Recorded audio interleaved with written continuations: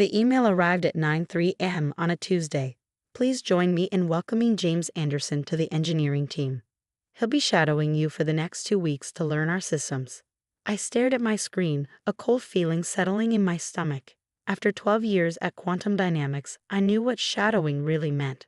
They were replacing me with someone younger, probably cheaper, and I was expected to teach him everything I knew before they showed me the door. My name is Sarah Mitchell, and I developed the core technology that turned Quantum Dynamics from a struggling startup into a $400 million company. Not that anyone in the current management knew that. The people who had been there at the beginning, who knew the truth about Qdia Secure, our flagship security software, were long gone.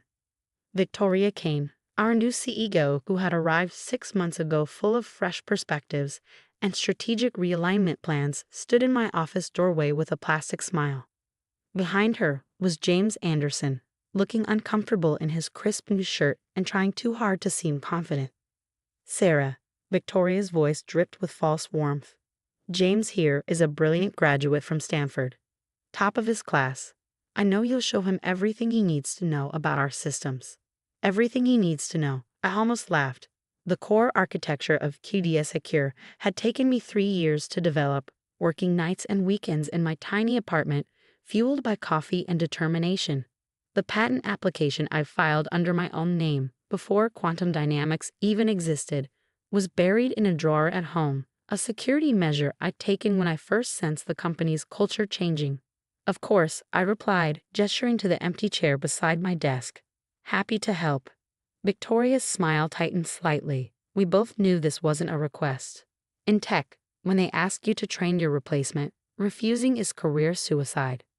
Not that my career at Quantum Dynamics had much life left anyway. James settled into the chair, tablet ready, eager to learn. He wasn't a bad kid, really, just ambitious, probably told he was getting a great opportunity to learn from a senior team member before taking over the position.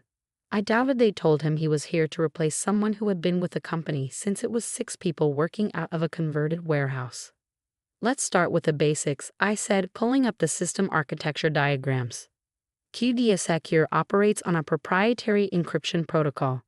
As I walked him through the surface-level functionality, my mind drifted back to 2011, when I first developed the encryption algorithm that would become Qdia Secure's foundation. I was 28, working as a security consultant, and had stumbled upon a way to dramatically improve encryption speeds without compromising security. Michael Torres, Quantum Dynamics' original founder, had seen the potential immediately. This could revolutionize enterprise security, he'd said, offering me not just a job but a partnership. We'll build the company around your technology. The patent had been filed and approved before I joined Quantum Dynamics. A deliberate choice on my part. I'd seen too many developers lose control of their innovations to corporate ownership. Michael had understood and agreed to a licensing arrangement that gave the company exclusive rights to use my technology while I retained ownership. That agreement, tucked away in the company's original incorporation documents, had survived 3 CEOs, 2 acquisitions, and a dozen reorganizations. Not that anyone had bothered to read those old files. They were too busy disrupting and innovating to care about history. Sorry, James interrupted my thoughts. Could you explain again how the primary key generation works? I smiled. That's actually proprietary information. Let's focus on the user-facing features first. Victoria appeared again around lunch, hovering like an expensive perfumed cloud. How's the training going? Great, James replied enthusiastically.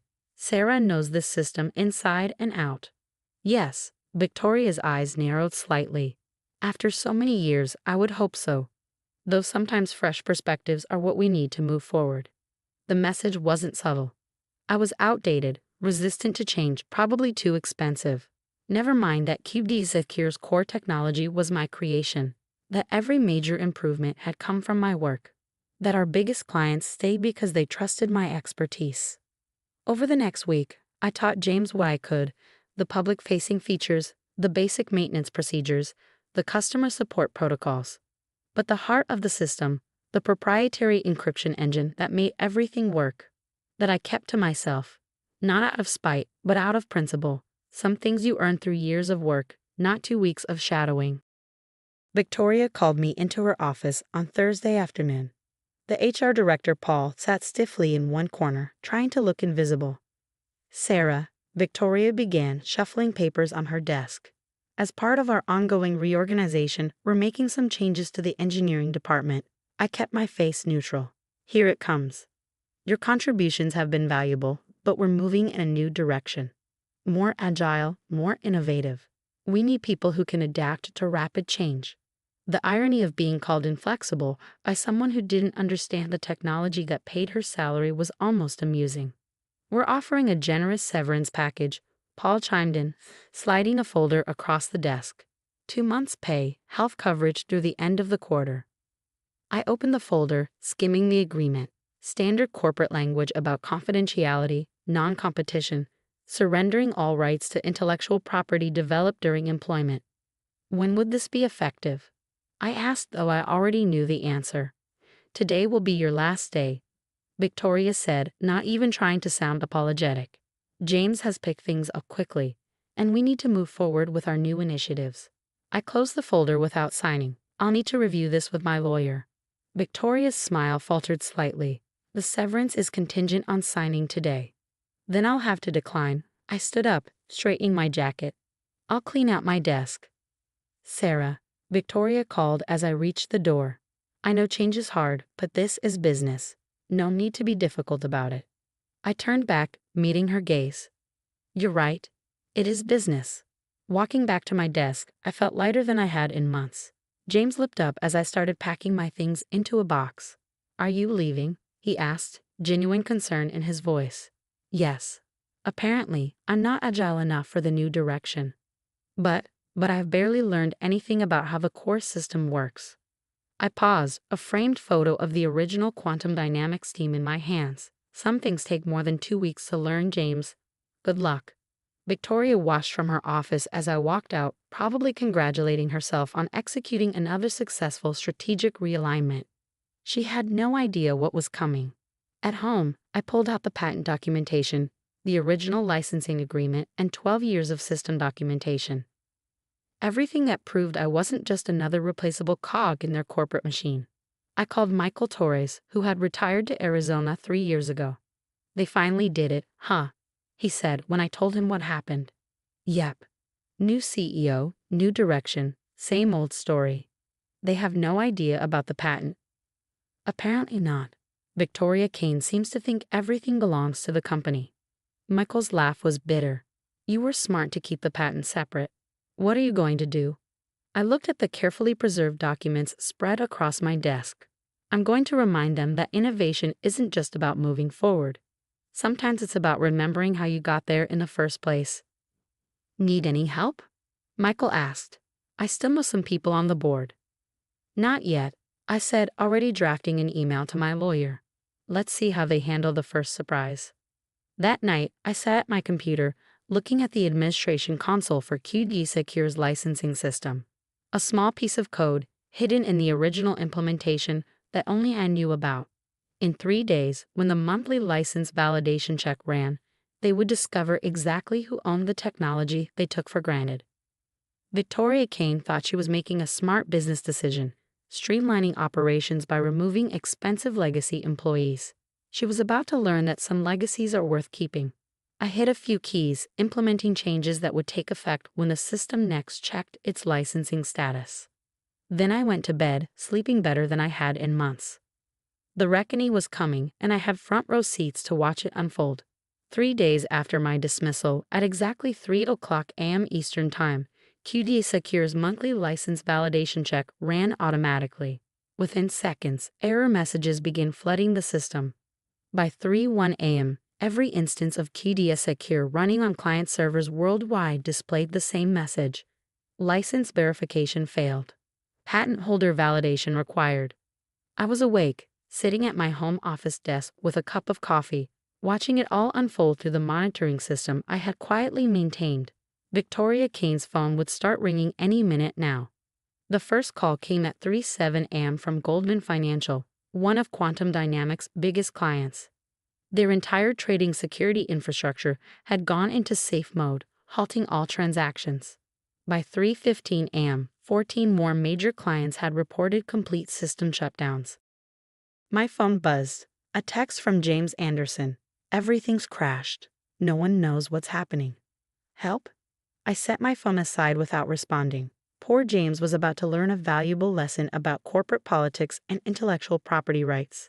At 3:30 a.m., my email pinged with an urgent message from Victoria.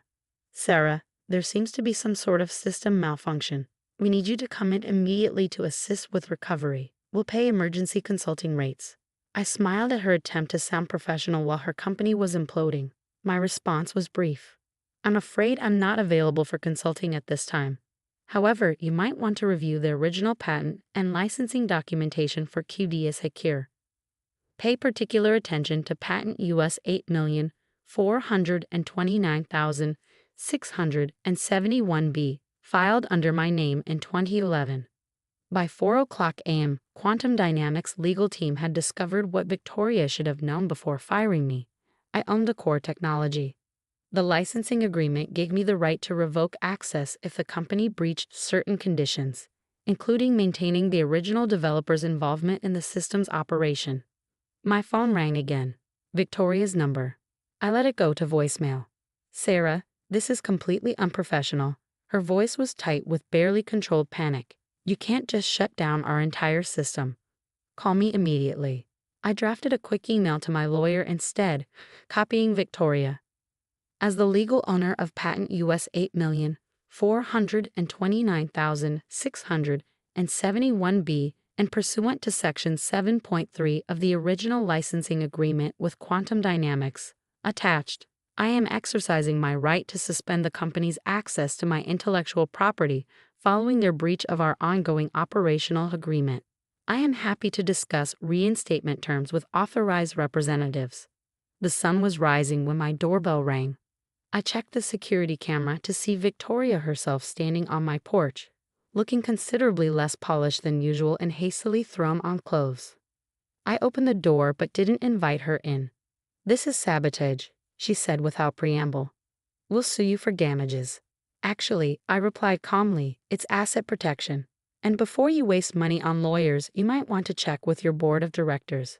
I believe they're already meeting to discuss this situation. Her face paled. The board? Yes. Apparently, several major shareholders are concerned about how a key piece of intellectual property was mishandled. Did you know that QDA Secure generates 60% of Quantum Dynamics revenue? She hadn't known. I could see it in her eyes.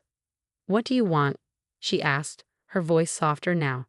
I don't want anything. The board of directors, however, might have some questions about why you fired the patent holder of your core technology without due diligence. As if on cue, her phone buzzed. She glanced at it, and her face went even whiter. Emergency board meeting in 30 minutes, she whispered. You should probably get to that, I suggested. And Victoria, thanks for your service. She flinched at hearing her own dismissive words thrown back at her. After she left, I received a call from Herbert Matthews, the board chairman.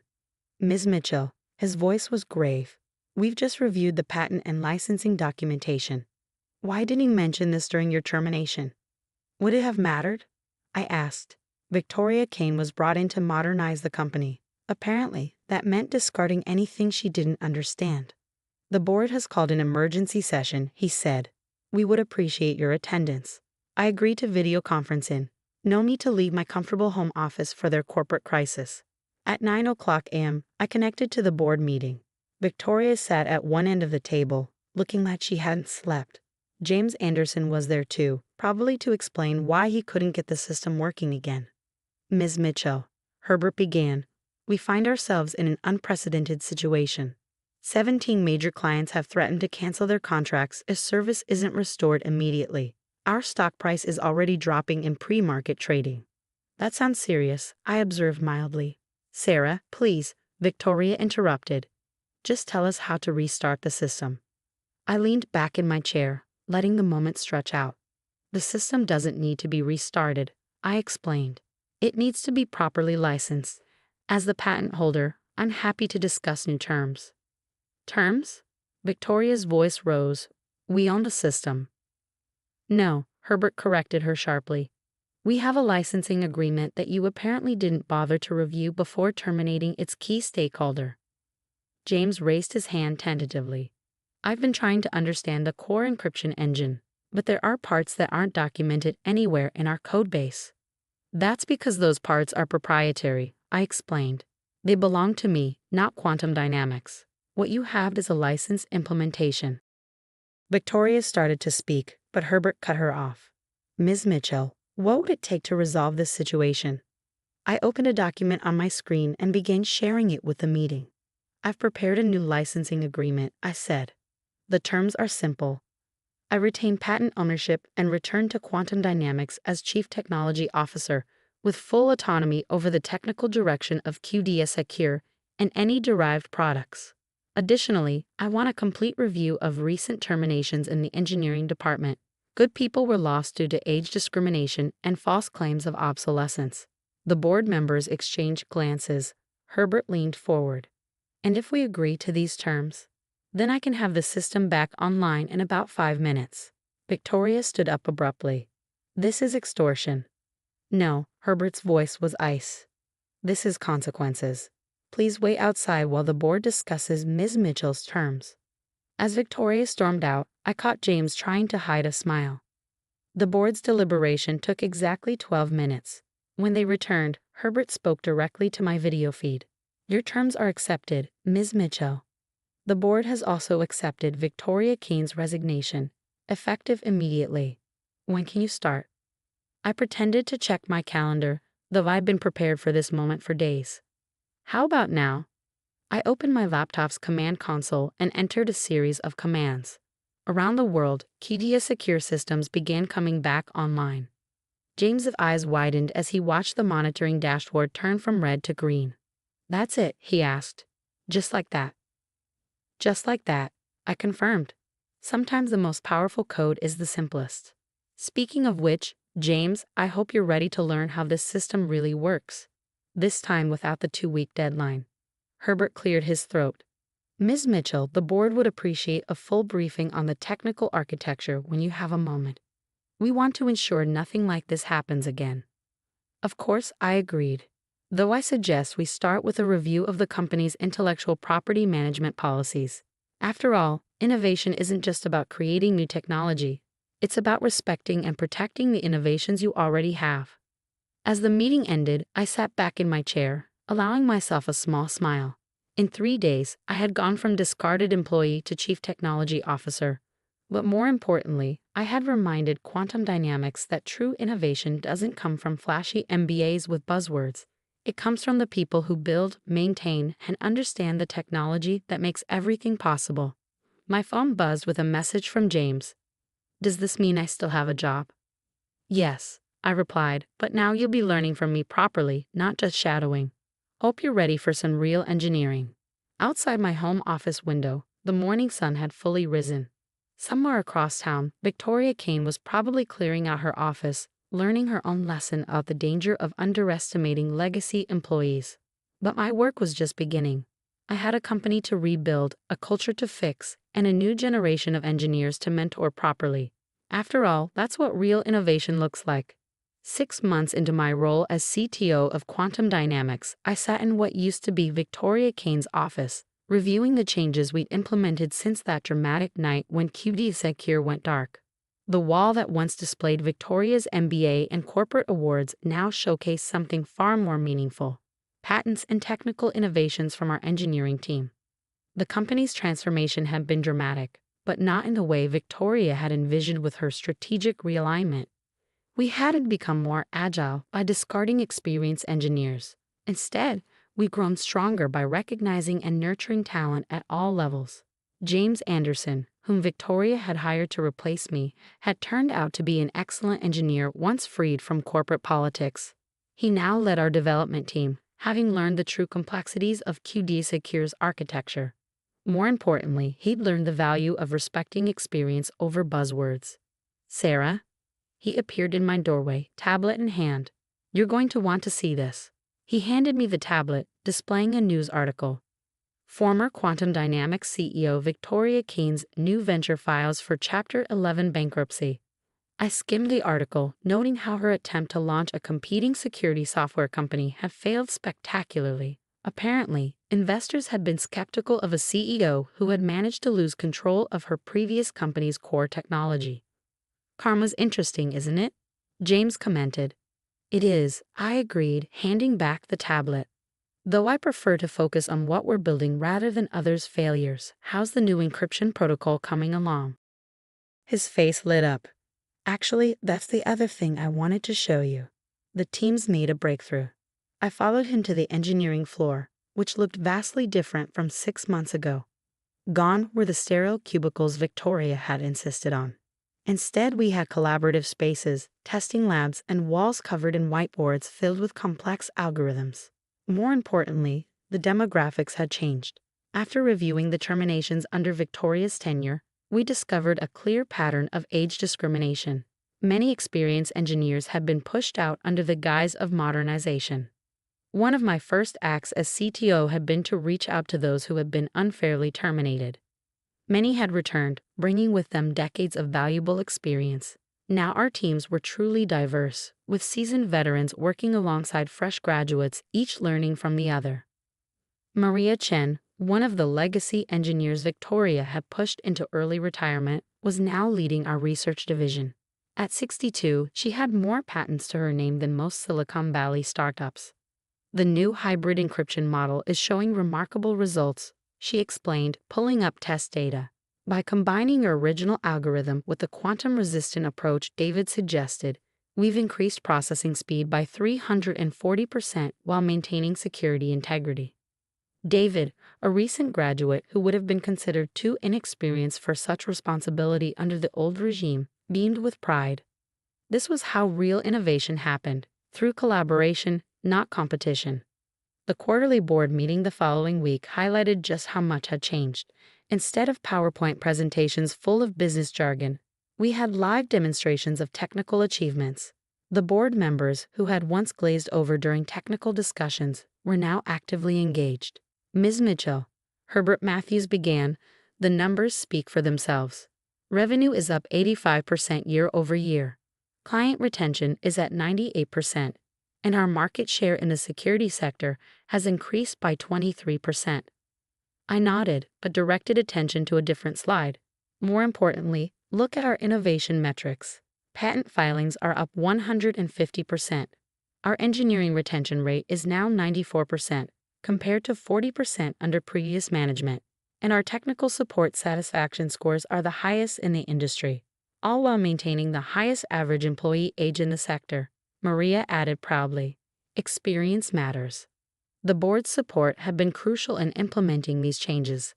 After the tedious Secure shutdown incident, they'd learned their lesson about valuing technical expertise over management ads. One afternoon, I received an unexpected email from Michael Torres, the original founder who had first recognized the potential of my encryption algorithm. "Saw the latest industry rankings," he wrote. "Quantum dynamics is being hailed as a model of sustainable innovation. Want to grab coffee? I'm in town next week." We met at the same small cafe where, 12 years ago, we had first discussed building a company around my technology. Michael looked older but energized. "You've done something remarkable," he said, stirring his coffee. "Not just saving the company, but transforming it. Victoria Kane wanted to modernize through destruction. You've modernized through evolution." "We had good foundations," I replied. "Sometimes innovation isn't about tearing everything down and starting over. It's about building on what works while being open to new ideas." He smiled. "That's why I made sure the patent stayed in your name. I knew someday the company would need reminding of what really matters in tech, the people who create and understand the technology." The conversation shifted to the future. Michael had been watching our progress and had ideas about potential new directions for the company. Not as a manager, but as a technical advisor, exactly the kind of experienced voice Victoria had tried to silence. Back at the office, I found James and the team celebrating. The new encryption protocol had passed its final tests and was ready for deployment. "We couldn't have done this without everyone," James announced. "The combined experience in this room made something none of us could have created alone." Looking around at the faces, young and old, new hires and veterans, I felt a deep satisfaction. This was what real innovation looked like: collaborative, respectful, and built on a foundation of shared knowledge. That evening, as I prepared to leave, I found a small package on my desk. Inside was a framed copy of my original patent, along with a note from the board. Thank you for reminding us that true value isn't about titles or trends. It's about recognizing and protecting the innovations and innovators that make progress possible. I hung it on the wall next to the team photos and technical awards. A reminder that sometimes the most powerful response to being undervalued isn't revenge, it's showing everyone exactly what real value looks like. 1 year to the day after Victoria had dismissed me as obsolete, I stood in the company auditorium, addressing our now expanded engineering department. The audience included not just our local team, but video feeds from our new development centers worldwide. A year ago, someone decided that experience was a liability and innovation meant discarding the past. I began. Today, we're ranked as the most innovative company in our sector precisely because we value both experience and new ideas. Real progress isn't about choosing between old and new, it's about bringing them together. I gestured to the screen behind me, showing our latest performance metrics. Our success isn't just measured in revenue or market share. It's measured in patents filed, problems solved, and most importantly, in the collective knowledge we're building. James, sitting in the front row, nodded in agreement. He'd grown from Victoria's unwitting replacement hire into a talented technical leader, proof that good engineers thrive when freed from toxic corporate politics. Last week, a reporter asked me what I did differently as CTO. I continued. The answer is simple. I remembered what matters in technology, not buzzwords or board presentations, but the actual innovation that solves real problems. That comes from people, all of them, regardless of age or background. After the presentation, I returned to my office to find an email from Victoria Kane. After her startup's bankruptcy, she was seeking new opportunities and wondered if we might discuss a potential role at Quantum Dynamics. I drafted a brief response. Thank you for your interest. However, we found that our best results come from valuing and retaining the talent we already have. Best of luck in your future endeavors. Then I turned back to reviewing patent applications from our engineering team. Real innovation was waiting, and it had nothing to do with corporate politics or strategic realignment. It had everything to do with respecting the people who create, understand, and improve the technology that moves us forward. Sometimes you have to shut everything down to make that point clear.